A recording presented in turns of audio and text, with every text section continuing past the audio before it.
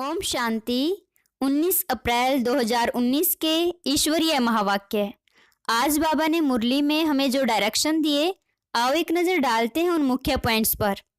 आज बाबा ने बड़ी हैरानी की बात कही कि कई बच्चे इतना प्यार करने वाले भगवान को भी छोड़ देते हैं, ट्रेटर बन जाते हैं। बाबा ने कहा, बच्चे अगर बाबा से बेअदबी की तो माया कच्चा खा जाएगी। फिर बाबा ने बड़े ही समझने की बात कही कि कई बच्चे वरदान सुनकर बड़े खुश हो जाते हैं, पर बाबा ने कहा कि बच्चे सिर्फ वरदान सुनकर खुश नहीं हो जाना, लेकिन वरदान को काम में लगाओ तो वरदान कायम भी रहेगा। आगे बाबा ने कहा, मनसा वाचा कर्मणा पावन बनना है, बुद्धि में जरा भी विकारी संकल्प ना आए। लेकिन वह कब होगा, यह बताएंगे आप बाबा की मुरली सुनकर। और जिन भाई बहनों के प्रश्न हैं उनके जवाब कल दिए जाएंगे। अब मुरली विस्तार से। ओम शांति। मुरली का सार है, मीठे बच्चे, शरीर निर्वाह अर्थ कर्म करते हुए बेहद की उन्नति करो। जितना अच्छी रीति बेहद की पढ़ाई पढ़ेंगे उतनी उन्नति होगी। प्रश्न, तुम बच्चे जो बेहद की पढ़ाई पढ़ रहे हो, इसमें सबसे उच्च डिफिकल्ट सब्जेक्ट कौन सी है? उत्तर, इस पढ़ाई में सबसे ऊंची सब्जेक्ट है भाई भाई की दृष्टि पक्की करना। बाप ने ज्ञान का जो तीसरा नेत्र दिया है, उस नेत्र से आत्मा भाई भाई को देखो, जरा भी आंखें धोखा न दे। किसी भी देहधारी के नाम रूप में बुद्धि न जाए, बुद्धि में जरा भी विकारी छीछी संकल्प न चले। यह है मेहनत। इस सब्जेक्ट में पास होने वाले विश्व का मालिक बन जाएंगे। ओम शांति। बेहद का बाप बैठ बेहद के बच्चों को समझाते हैं। हर एक बात एक हद की होती है, दूसरी बेहद की भी होती है। इतना समय तुम हद में थे, अब बेहद में हो। तुम्हारी पढ़ाई भी बेहद की है, बेहद की बादशाही के लिए पढ़ाई है। इससे बड़ी पढ़ाई कोई होती नहीं। कौन पढ़ाते हैं? बेहद का बाप भगवान। शरीर निर्वाह अर्थ भी सब कुछ करना है, फिर अपनी उन्नति के लिए भी कुछ करना होता है। बहुत लोग नौकरी करते भी उन्नति के लिए पढ़ते रहते हैं। वहां है हद की उन्नति, यहाँ बेहद बाप के पास है बेहद की उन्नति। बाप कहते हैं हद की और बेहद की दोनों उन्नति करो। बुद्धि से समझते हो हमको बेहद की सच्ची कमाई अब करनी है। यहाँ तो सब कुछ मिट्टी में मिल जाना है। जितना जितना तुम बेहद की कमाई में जोर भरते जाएंगे तो हद की कमाई की बातें भूलती जाएंगी। सब समझ जाएंगे अब विनाश होना है। विनाश नजदीक आएगा तो भगवान को भी ढूंढेंगे। विनाश होता है तो जरूर स्थापना करने वाला भी होगा। दुनिया तो कुछ भी नहीं जानती। तुम प्रजापिता ब्रह्मा कुमार कुमारियां भी नंबरवार पुरुषार्थ अनुसार पढ़ाई पढ़ रहे हो। हॉस्टल में वह स्टूडेंट्स रहते हैं जो पढ़ते हैं, परंतु यह हॉस्टल तो न्यारी है। इस हॉस्टल में तो कई ऐसे ही रहते हैं जो शुरू में चले आए वह रह गए हैं, ऐसे ही आ गए, वैरायटी आ गए। ऐसे नहीं सब अच्छे आए। छोटे छोटे बच्चे भी तुम ले आए।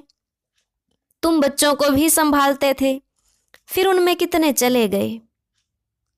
बगीचे में फूल भी देखो, पक्षी भी देखो कैसे टिकलू टिकलू करते हैं। यह मनुष्य सृष्टि भी इस समय ऐसे ही है। हमारे में कोई सभ्यता नहीं थी।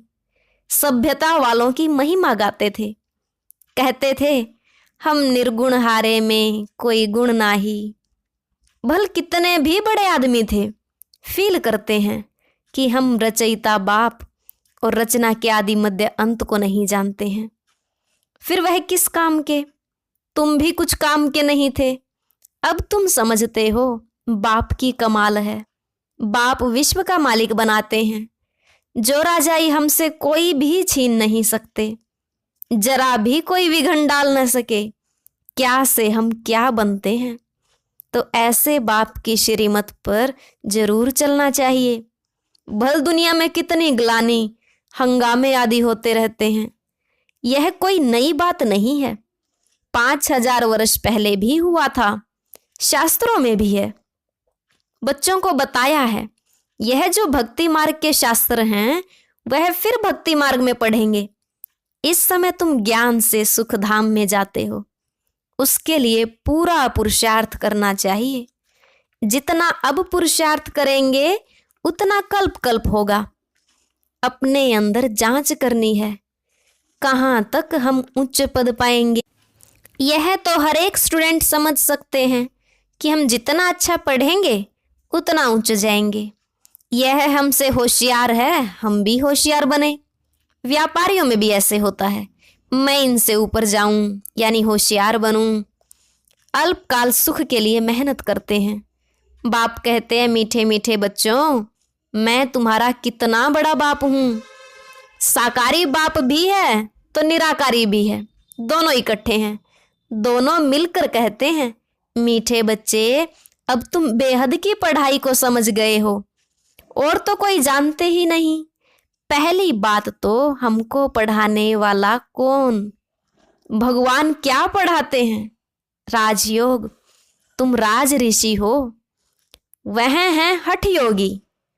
वे भी हैं ऋषि परंतु हद के। वह कहते हैं हमने घर बार छोड़ा है। यह कोई अच्छा काम किया है क्या? तुम घर बार तब छोड़ते हो जब तुमको विकार के लिए तंग करते हैं।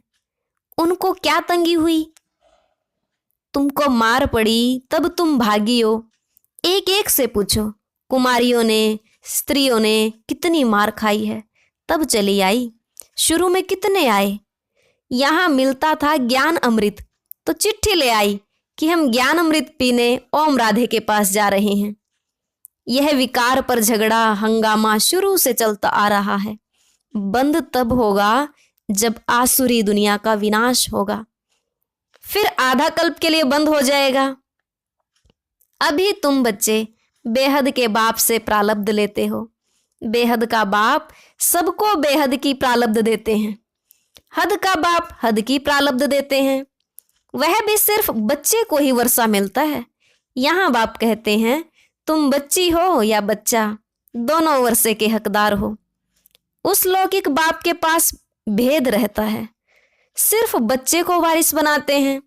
स्त्री को हाफ पार्टनर कहते हैं परंतु उनको भी हिस्सा देते नहीं हैं, बच्चा ही संभाल लेते हैं। बाप का बच्चों में मोह रहता है। यह बाप तो कायदे अनुसार सभी बच्चों को वर्षा देते हैं। यहाँ बच्चे व बच्ची के भेद का मालूम ही नहीं है। तुम कितने सुख का वर्षा बेहद के बाप से लेते हो, फिर भी पूरा पढ़ते नहीं, पढ़ाई को छोड़ देते हैं। बच्चियां लिखती हैं, बाबा फलाने ने ब्लड से लिख कर दिया है, अब नहीं आता है।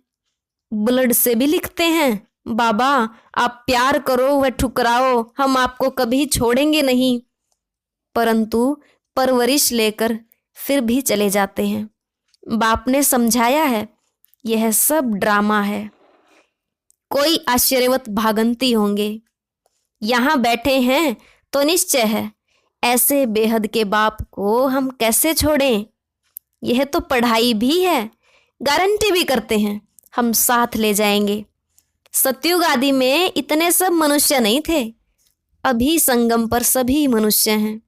सतयुग में बहुत थोड़े होंगे, इतने सब धर्म वाले कोई भी नहीं रहेंगे। उसकी सारी तैयारी हो रही है। यह शरीर छोड़ शांति धाम चले जाएंगे। हिसाब किताब चुकतू कर जहां से आए हैं पार्ट बजाने वहां चले जाएंगे। वह तो होता है 2 घंटे का नाटक, यह है बेहद का नाटक। तुम जानते हो हम उस घर के रहवासी हैं और हैं भी एक बाप के बच्चे।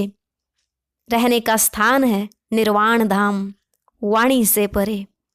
वहां आवाज होता नहीं। मनुष्य समझते हैं ब्रह्म में लीन हो जाते हैं। बाबा कहते हैं आत्मा अविनाशी है, उनका कभी विनाश हो न सके। कितनी जीवात्माएं हैं, अविनाशी आत्मा जीव द्वारा पार्ट बजाती है। सब आत्माएं ड्रामा के एक्टर्स हैं। रहने का स्थान ब्रह्मांड वह घर है। आत्मा अंडे मिसल दिखाई पड़ती है, वहां ब्रह्मांड में उनके रहने का स्थान है। हर एक बात को अच्छी रीति समझना है। नहीं समझते हैं तो आगे चलकर आप ही समझ जाएंगे। अगर सुनते ही रहेंगे तो, छोड़ देंगे तो फिर तो कुछ भी समझ नहीं सकेंगे। तुम बच्चे जानते हो, यह पुरानी दुनिया खत्म हो, नई दुनिया स्थापन होती है। बाप कहते हैं कल तुम विश्व के मालिक थे, अब फिर तुम विश्व के मालिक बनने आए हो। गीत भी है ना, बाबा हमको ऐसा मालिक बनाते हैं जो कोई हमसे छीन न सके। आकाश जमीन आदि सब पर हमारा कब्जा रहता है। इस दुनिया में देखो क्या क्या है, सब है मतलब के साथी। वहां तो ऐसे नहीं होगा। जैसे लौकिक बाप बच्चों को कहते हैं यह धन माल सब कुछ तुमको दे करके जाते हैं, इनको अच्छी रीति संभालना। बेहद का बाप भी कहते हैं तुमको धन माल सब कुछ दे देते हैं। तुमने हमको बुलाया है, पावन दुनिया में ले चलो, तो जरूर पावन बनाकर विश्व का मालिक बनाऊंगा। बाप कितना युक्ति से समझाते हैं। इसका नाम ही है सहज ज्ञान और योग। सेकंड की बात है, सेकंड में मुक्ति, जीवन मुक्ति। तुम अब कितना दूरादेशी बुद्धि हो गए हो। यही चिंतन होता रहे कि हम बेहद के बाप द्वारा पढ़ रहे हैं, हम अपने लिए राज्य स्थापन कर रहे हैं, तो उसमें हम उच्च पद क्यों ना पाएं, कम क्यों पाएं। राजधानी स्थापन होनी है, उसमें भी मर्तबे होंगे ना, दास दासियां ढेर होंगे, वह भी बहुत सुख पाते हैं।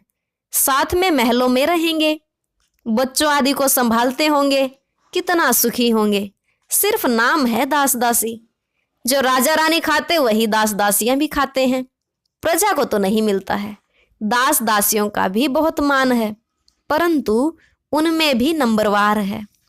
तुम बच्चे सारे विश्व के मालिक बनते हो। दास दासियां तो यहाँ भी राजाओं के पास होती हैं। प्रिंसेस की जब सभा लगती है, आपस में मिलते हैं तो फुल श्रृंगार किए हुए ताज आदि सहित होते हैं। फिर उनमें भी नंबरवार बड़ी शोभनीक सभा लगती है। उनमें रानियां नहीं बैठती हैं, वह पर्दे में रहती हैं। यह सब बातें बाप समझाते हैं। उनको तुम प्राणदाता भी कहते हो, जिये दान देने वाला, घड़ी घड़ी शरीर छोड़ने से बचाने वाला। वहां मरने की चिंता नहीं होती, यहाँ कितनी चिंता रहती है। थोड़ा कुछ होता है तो बुलाएंगे डॉक्टर को कि कहाँ मर न जाएं। वहां डर की बात नहीं। तुम काल पर जीत पाते हो तो कितना नशा रहना चाहिए। पढ़ाने वाले को याद करो तो भी याद की यात्रा हुई। बाप टीचर सतगुरु को याद करो तो भी ठीक है। जितना श्रीमत पर चलेंगे, मनसा वाचा कर्मणा पावन बनना है। बुद्धि में विकारी संकल्प न आए। वह तब होगा जब भाई भाई समझेंगे। बहन भाई समझने से भी छीछी हो जाते हैं।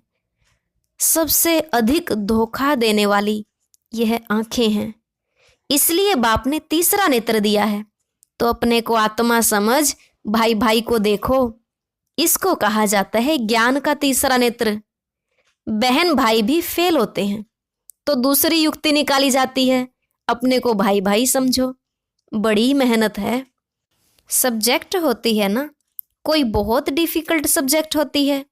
यह पढ़ाई है, इसमें भी उच्च सब्जेक्ट है। तुम किसी के भी नाम रूप में नहीं फंस सकते हो। बहुत बड़ा इम्तिहान है, विश्व का मालिक बनना है। मुख्य बात बाप कहते हैं भाई भाई समझो। तो बच्चों को इतना पुरुषार्थ करना चाहिए, परंतु चलते चलते कितने ट्रेटर भी बन पड़ते हैं। यहाँ भी ऐसे होता है, अच्छे अच्छे बच्चों को माया अपना बना देती है। तब बाप कहते हैं मुझे फारकती भी दे देते हैं, डाइवोर्स भी दे देते हैं। फारकती बच्चे और बाप की होती है और डाइवोर्स स्त्री और पति का होता है। बाप कहते हैं हमको तो दोनों मिलते हैं।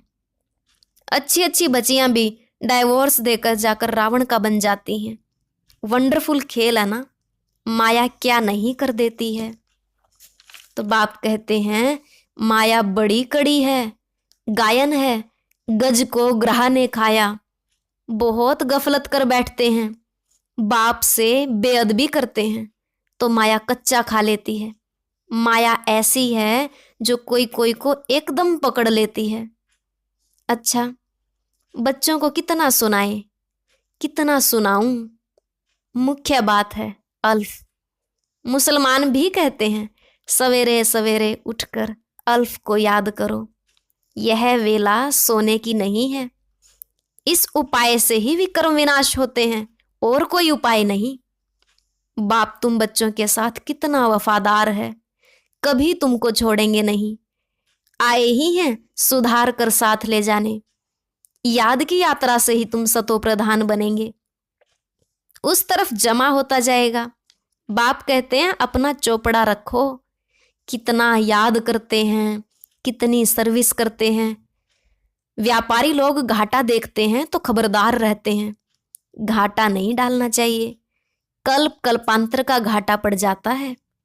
अच्छा, मीठे मीठे सिकिल दे बच्चों प्रति माता पिता बाप दादा का याद प्यार और गुड मॉर्निंग। रूहानी बाप की रूहानी बच्चों को नमस्ते। रूहानी बच्चों की रूहानी बाप दादा को नमस्ते नमस्ते। गुड मॉर्निंग बाबा। धारणा के लिए मुख्य सार। पहला पॉइंट है मनसा वाचा कर्मणा पावन बनना है। बुद्धि में विकारी संकल्प भी न आए, इसके लिए आत्मा भाई भाई हूं यह अभ्यास करना है। किसी के नाम रूप में नहीं फंसना है। दूसरा पॉइंट, जैसे बाप वफादार है, बच्चों को सुधार करके साथ ले जाते हैं, ऐसे वफादार रहना है। कभी भी फारकती या डाइवोर्स नहीं देना है। आज का वरदान है सर्व वरदानों को समय पर कार्य में लगाकर फलीभूत बनाने वाले फल स्वरूप भव। सर्व वरदानों को समय पर कार्य में लगाकर फलीभूत बनाने वाले फल स्वरूप भव। बाबा ने कहा बाप दादा द्वारा समय प्रति समय जो भी वरदान मिले हैं उन्हें समय पर कार्य में लगाओ।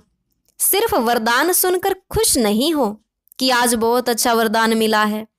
वरदान को काम में लगाने से वरदान कायम रहते हैं। वरदान तो अविनाशी बाप के हैं, लेकिन उसे फलीभूत करना है। इसके लिए वरदान को बार बार स्मृति का पानी दो, वरदान के स्वरूप में स्थित होने की धूप दो, तो वरदानों के फल स्वरूप बन जाएंगे। आज का स्लोगन है जिनकी नजरों में बाप है उन्हें माया की नजर लग नहीं सकती। जिनकी नजरों में बाप है उन्हें माया की नजर लग नहीं सकती। ओम शांति।